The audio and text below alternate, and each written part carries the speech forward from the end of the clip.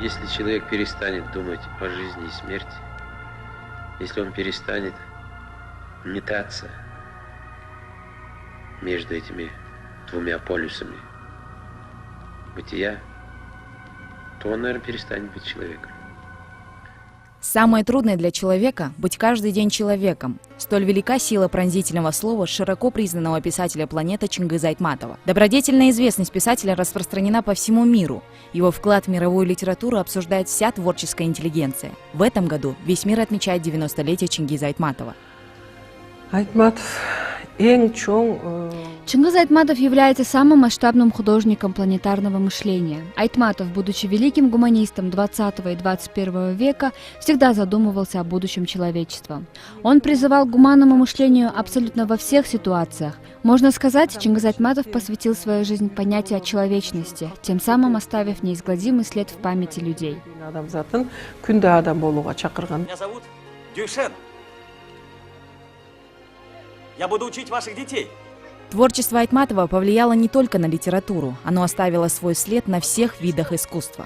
На основе его произведений были написаны симфонии, а также полнометражные художественные кинофильмы. 90-летию Чингиза Айтматова была посвящена выставка под названием «Повести гор и степей», прошедшая в Екатеринбурге. Большая выставка отразила гениальный творческий портрет писателя. Фрагменты выступлений, выдержки из сочинений и интересные факты его биографии были у взора читателей. Не осталась в стороне и Организация Объединенных Наций, которая также выразила творцу свое почтение и безмерное уважение. Мне кажется, что те слова и те книги, которые написал Айтматов, которые он произнес, сегодня остаются не только в библиотеках.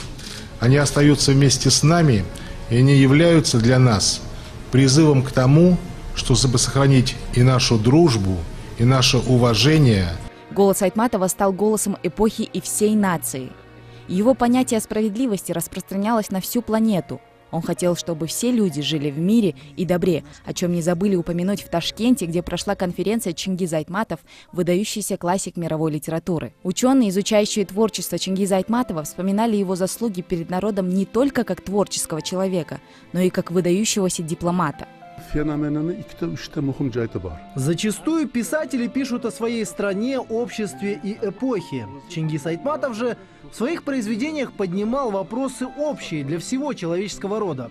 Его понимают и в Европе, и в Африке, и в США. Весь мир на 90-летие Айтматова захотел отметить важность его бытия. Еще одним признанием величия писателя можно считать то, что в столице Беларуси открылся парк. В открытии парка принял участие премьер-министр Мухаммедкалый Абылгазиев, где искренне поблагодарил Беларусь за выраженное уважение и большую честь.